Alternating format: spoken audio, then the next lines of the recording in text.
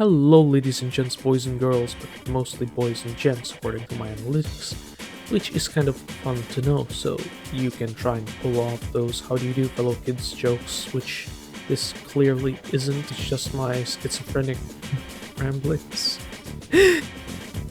So, you might have seen many Gran Turismo and Pokemon challenges popping up lately, and I have done some in the past, but I suggest you avoid them like the plague, as they definitely will need to be redone, but that's besides the point. Recently, I've had this Gran Turismo itch that my recent videos just weren't able to scratch, and I felt like doing a Let's Play is a bit too old-fashioned. Even though consistent and quick uploads would do wonders for the channel, or so YouTube says. So I'll be asking your guys' opinion on that. Feel free to drop that down in the comments section. And thus, after having a big drunk think, I concluded that Gran Turismo 2 is a surprisingly freeform game. Whether it was intended is a different question. Being inspired by Papacy's Nintendo Pokemon playthroughs, I will attempt to do the same but with GT2. Oh, I almost forgot. I am playing with the GT2 Plus mod enabled, which is the definitive way of playing GT2 Vanilla. I think third release of a Pokemon game with various bug fixes and balance changes. So if you intend to do this yourself but with a purely vanilla copy of the game, you should largely have the same experience as me, apart from the few prize cards in the early game, which makes this challenge a bit easier due to the fact that you aren't as strapped for cash as you would be in vanilla, especially with no repeating races and not losing a single one. So with that ramble out of the way, I hope you enjoy watching me beat Gran Turismo 2, how Kaz probably intended. Right, to start off, I decided to smash out my license tests, but I decided to forego the act of getting all golds because, one, it would have made the game a little too trivial, and I haven't mapped the playthrough out in any way, shape, or form. Even if I couldn't use the prize cards, I could always sell them for a big boost of credits, allowing me to pretty much carelessly spend them and don't bother about budgeting.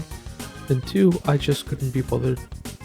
In all fairness, I should have bought my first car as I got into the main lobby and went off to complete the license-free races that were available, but I really didn't want to change anything as I'd gotten every license bar the Super 1 in one sitting, so the used car roster hasn't changed since I've started the game. After weighing my options, I eventually decided to go with a 1988 Nissan Silvia KS 1.8. With the remaining credits, I snag a sports exhaust and a racing flywheel. Since I'm already at the dealership, I decided to tackle the Silvia N180 SX Club 1 make race, which was set on Rome short but in reverse, which I was leading up until the end of the back straight, where I got piled by the Colosseum and was sent back to the main menu as I only managed second place, which isn't good for me as I've noted before in the rules, but you might have missed it due to my unhinged ramblings, so to reiterate, I am trying to do this without losing a single race as to have a perfect 1-to-1 races entered to races 1 ratio, and without repeating races because grinding would make the game a little too easy. And on my second attempt, I managed to clear it without too much issues, getting 5,000 credits and a naturally aspirated S13 Silvia, which I immediately take to the first race of the K-Car Cup, even though it isn't a K-Car, and I had completely forgotten about the fact in the process breaking my arbitrary self-imposed rule, which I proceeded to break again in the same cup, but that's for later. After beating the K-Cars, I switched back to my turbocharged S13, and cleaned up the rest of the free events. With my winnings in hand, I started to tackle the National B events, starting with the Japanese Nationals, for which I had no need to purchase a new car, so I went and sent it, taking first place without much issue. Now, I decided to think ahead a bit, starting with the French Nationals, Since France is known for their super mini econo hatches that are some of the best driving cars in game, Fight Me, due to them having a short wheelbase, being very light and with a decent amount of power with front wheel drive, I needed a car that would be powerful enough to tackle at least 3 series. First and foremost, the French Nationals, afterwards the front wheel drive challenge, and last but not least the World Compact Cup for super mini city cars. After some window shopping, I decided to go with the Citroen Saxo, a very sexy machine I might add. Having some spare cash, I future-proofed the car with a few bits and went off to the races. The initial races for my sexy Saxo were not much to write home about. Apart from a few hiccups along the way in the Super Mini Challenge, it was fairly competitive.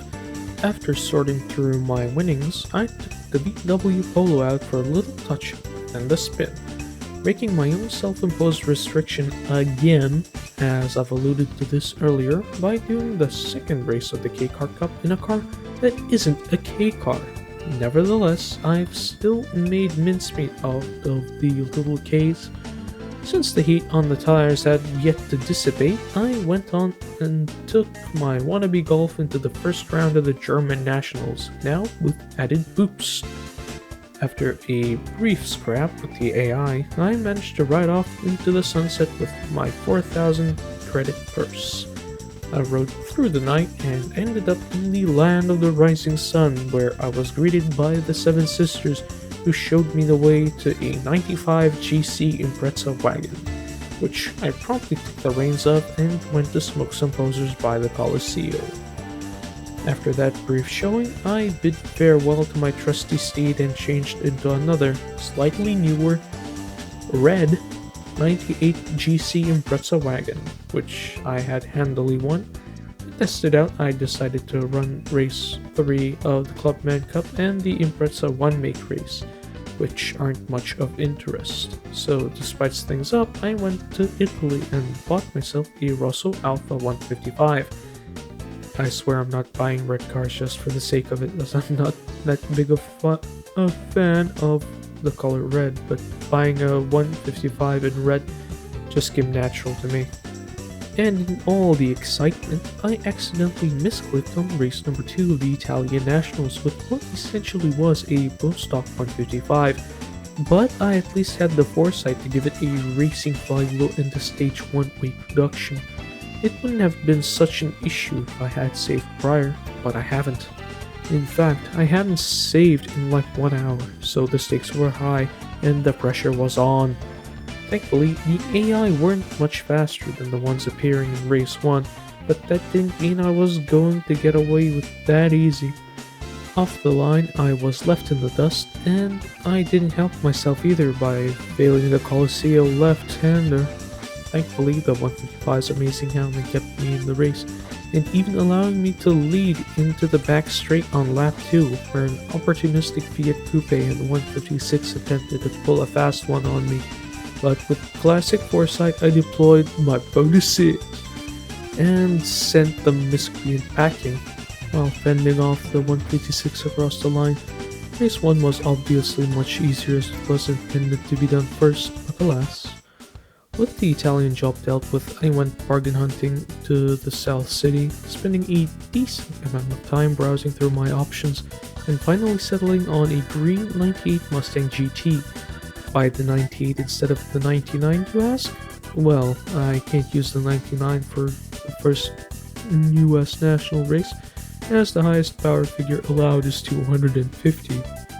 And the 99 Mustang makes around 260, whereas its counterpart from the year prior fits nice and snug with its 227 horsepower, 4.6 liter V8 motor.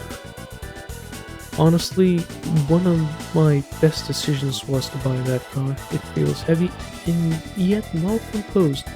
Even with some more power, it retains its elegance, even if it has the elegance of a cow, but it still retains it.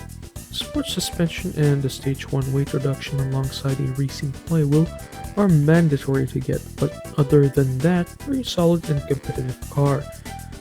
With the final B-class race upon me, I had to buy one more new car. I was a bit strapped for cash and my options were limited at best, since the first British national event has the power limit of 200, with a drastic increase for the following ones. I decided to buy a rebadged Opel Astra. It did the job, handling was better than I had hoped, but definitely needs sports suspension if I dare use it for later races, as its pitiful sub 140 horsepower engine won't cut it. Starting the National E-event strong with the Swaggin' Wagon 500 at Motegi Super Speedway. Unfortunately, this is just a 2-lap support race without much of anything going on after turns 1 and 2. Boringness didn't stick around too long as I swiftly hopped into my sexy Saxo and took it to midfield for race 2 of the front-wheel drive challenge. And oh boy was it a challenge. The AI really left me huffing fumes on the straights. Once I caught up to them in the turns, there was little they could do, apart from speeding on the same long straights that midfield is known for. With everything being on the line, I took a rather liberal line heading through the final sector, getting in a bit of a tussle with the blue Vectra, and after a bit of looking over my shoulder, I nabbed yet another win. While I was in the Saxo, I took care of the final race of the French Nationals. Afterwards, I hopped into a special color WRX and dealt with the second race of the Japanese Nationals, but I decided to change cars for the third national race, so I hopped into my red wagon, and the result is what you'd expect. Even though I had a bit of a close call, almost losing the rear under braking at the final lap.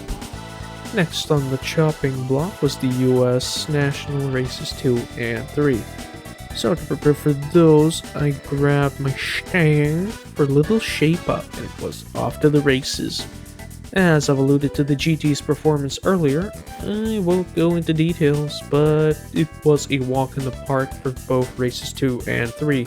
For the latter, mostly due to the fact that the Shelby Series 1 decided not to appear, which if it had, I would be uttering a whole different story.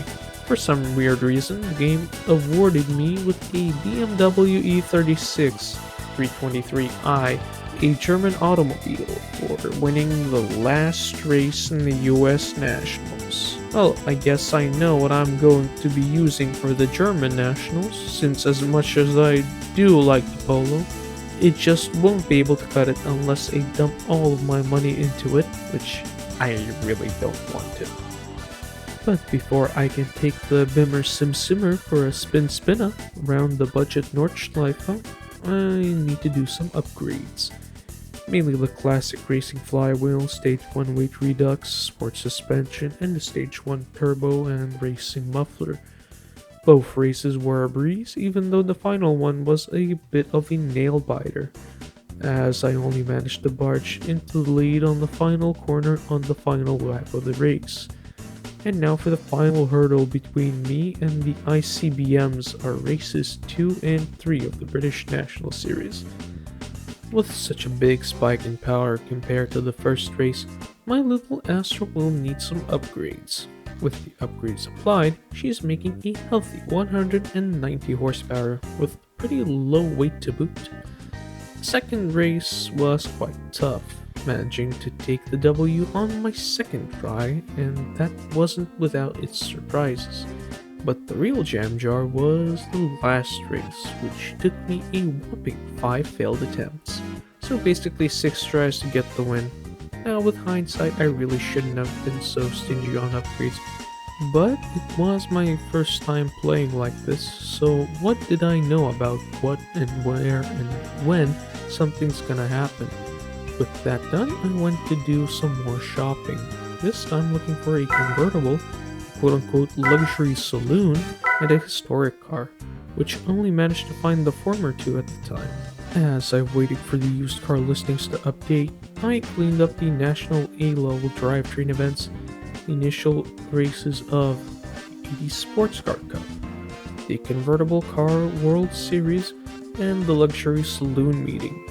And because I had one day left until the dealerships updated, I took some prize cars to their wine makes for some extra cash.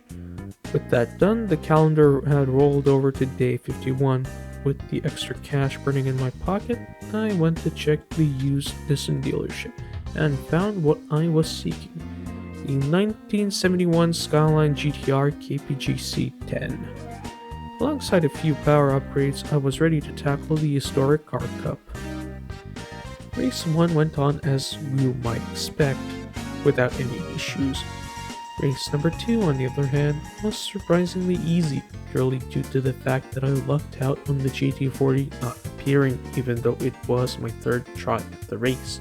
But it was funny because, on my first attempt, I thought that 271 horsepower would be enough, which it might have been if the GT40 didn't start on pole, which it promptly did. Attempt number 2 was more self-sabotage, feeling that last time my gearing was a little too short. Before jumping in, I bought a fully customizable racing transmission, which I adjust and forget to equip the Stage 2 turbo. Now running about 50 horsepower less, but with better gears, I braced myself for the battle, as the GT40 started in 5th. I managed to lead the race for about half of lap 1 when I binned the car in one of the 90-degree corners. Not having the power to keep the GT40 at bay, it sneaks past and doesn't look back. On my successful attempt, I absolutely made sure everything was in tip-top shape, and the GT40 didn't appear. I guess it was only a matter of time before I lucked out like that, but a win is a win, and I've already spent way more time than I wanted to. With only one more National A-level event left in the special events section, I went to check some cars that I have won from my races previous, and it seems we've got the perfect reward for the race: a Mugen Honda S2000.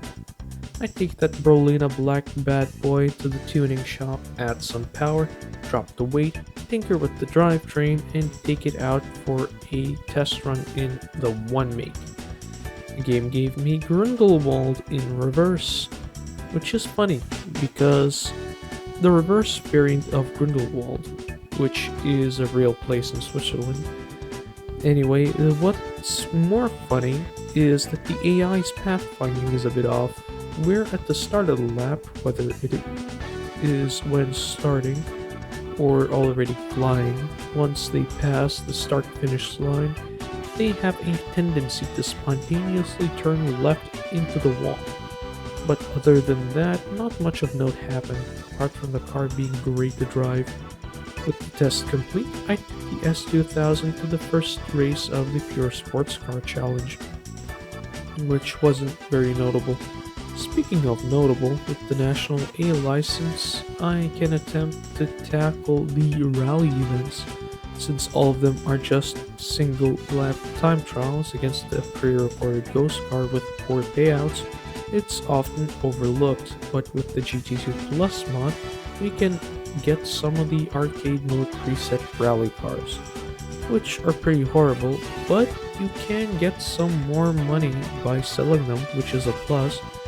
And some of them are pretty decent, as they usually hover around 300 to 350 horsepower with a racing modification applied, but end up being pretty heavy as they don't get the stage 3 weight reduction, most notably the ST205 Celica, where it only had the racing modification applied without any weight reduction.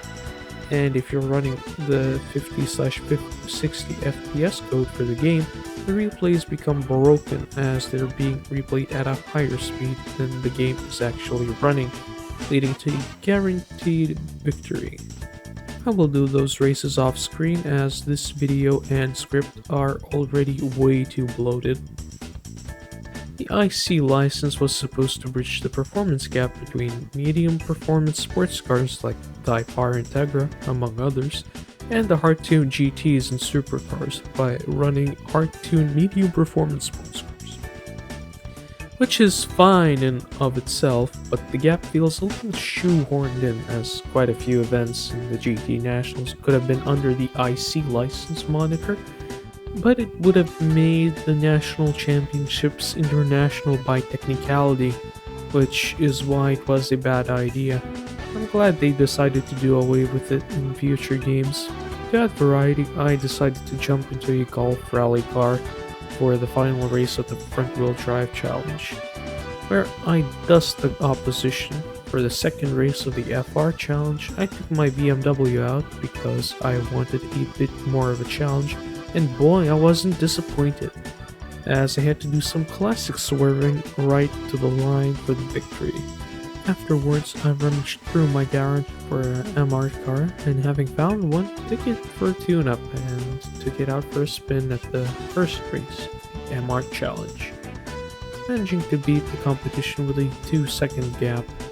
With going through more of the same, I think you already know how things go, so I won't bore you any longer with the rest of the races, and I will ask you to let me know if you enjoyed part 1 and if you'd be interested in watching me stream the endurance races that will be coming up ahead, and give me some suggestions on what cars would you like to see used. Anyways, thank you very much for watching. Part 2 will be out post-stream, or with or without the endurance races included, with them probably getting their own separate part.